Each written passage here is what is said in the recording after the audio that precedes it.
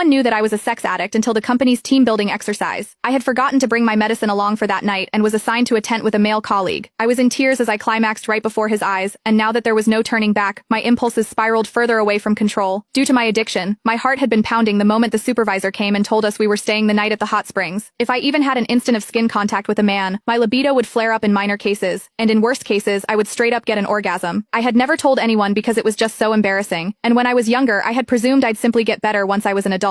That was until I realized the symptoms were getting even more out of control, and there was that one time I almost moaned out loud in public. Fighting back the embarrassment that almost killed me, I went to the doctor and got some medicine. However, I had forgotten to bring my medicine, as this team-building exercise was organized out of the blue, and very far from my home. Even as I fought against the fear eating me inside, warning myself to restrain myself and stay well behind, our supervisor suddenly announced, "Sorry guys, all the rooms have been booked, but we have tents. There aren't many, so we're just going to have to make do. Ruth, you're going to Dean's tent." And that was how we got to the situation right now. Me, a sex addict with no meds within reach, following the burly man into the tent. I did my best to keep to a corner in the tent, biting my lip and closing my eyes while telling myself to fall asleep as soon as I could before the last dosage lost effect. But that was when Dean came to me. "What's wrong?" he asked. I could feel his body warmth from my back, and my skin was already crawling. "Nothing. I'm fine. Please, just stay away from me." But even as the stimulation extended from my skin to the rest of my body, I knew the pain was coming. I checked my phone and only saw that it was midnight, 6 hours since I had last taken my pills. It was losing effect soon. Soon my whole body was shuddering, while there was a warm stream gushing out between my legs. I kept my head buried between my legs and did my best not to look at Dean. People would mock me for being a skank if they noticed my condition, and I couldn't bear to stay in the company at that point. Meanwhile, Miles Hendricks, the other colleague in the tent, was already snoring out loud. I kept clenching my knuckles, my own nails digging into my palm. The pain calmed me somewhat, and I told Dean, "Sorry, I'm not distancing myself. I'm just not feeling well." Never could I have expected Dean to move toward me without another word, reaching out with his large warm palm and pressing it over my forehead. Even as he held his palm steady, I found myself staring at his chest and nothing else. I could also see that distinct collarbone and chiseled chest under his shirt. I seemed to tighten at the very next second, and orgasmed amid my embarrassment, and the ensuing moan could barely be stifled. Worst of all, I was trembling even worse after I orgasmed, and Dean could clearly feel me shaking. "That's strange. Why are you so flushed? You don't even have a fever," he murmured, not giving up feeling my forehead and cheeks just then. I trembled even more and turned my face away, but it was the back of the tent right behind me. Having nowhere else to go, I clenched my jaw so I wouldn't moan again, even as I decided I couldn't stay in this sealed room when all I could smell was Dean. He wasn't a smoker, so his faint soapy and hormonal scent was especially recognizable. I could feel all the pores around my opening, as the orgasm left me painfully sensitive to everything. In the heat of the moment, I pushed Dean away and sent him stumbling backward.